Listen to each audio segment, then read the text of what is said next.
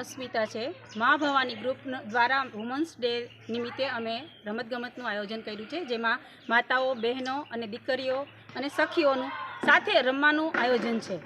આ જગ્યા છે સુભાષનગર ભોળાનાથ સોસાયટી રામેશ્વર મંદિર।